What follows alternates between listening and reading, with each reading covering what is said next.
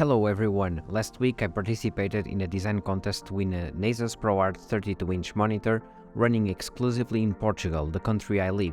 The rules for this contest were simple: be creative and create a Christmas moody wallpaper. So I decided to create a futuristic city covered in snow with some LED panels with some Christmas details. But I challenged myself to create a city using Asus components like graphics cards, motherboards, monitors and coolers with an holographic Christmas tree at the center. At this point I don't know yet the results of the challenge, so maybe if I win I could bring the review of that monitor for you like I've done for my other ProArt monitors. I just love these monitors.